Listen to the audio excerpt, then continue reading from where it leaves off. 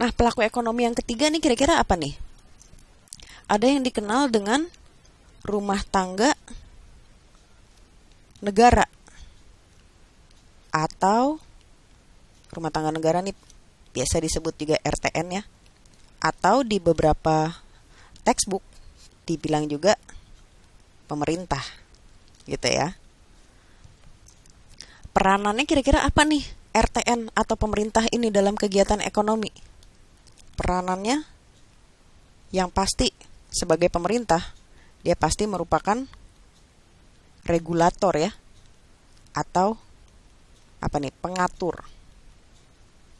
Jadi berbagai peraturan yang berkaitan dengan ekonomi itu pastinya dikeluarkan oleh pemerintah. Buat apa nih peraturan-peraturan ini? Ya ada undang-undang, ada peraturan pemerintah dan lain-lainnya. Itu gunanya adalah untuk menjamin supaya kegiatan ekonomi bisa berjalan dengan lancar ya. Nah itu yang melakukan adalah rumah tangga negara atau pemerintah. Selain regulator, pemerintah ada peranannya nggak dalam kegiatan ekonomi? Ada juga ya. Selain sebagai regulator, RTN atau pemerintah ini juga merupakan konsumen. Emang pemerintah beli apaan? Oh ya banyak.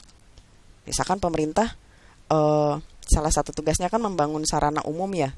Misalkan bikin halte bis atau renovasi stasiun kereta misalnya. Itu kan buat merenovasi atau membangun halte.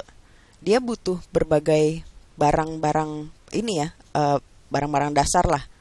Mungkin butuh pasirnya, butuh batunya, butuh semennya, dan lain sebagainya. Itu dia dapatnya dari mana? Ya belilah. Jadi pemerintah juga mengkonsumsi. Dalam hal ini mengkonsumsi bahan bangunan buat bikin halte, buat renovasi gedung stasiun kereta, buat macam-macam. Pemerintah tuh pembeliannya banyak banget. Karena yang ngurusinnya kan negara, yang ngurusin masyarakat umum. Selain konsumen, pemerintah ngapain lagi? Pemerintah juga sebagai produsen ya. Emang pemerintah bikin apa sih? Banyak.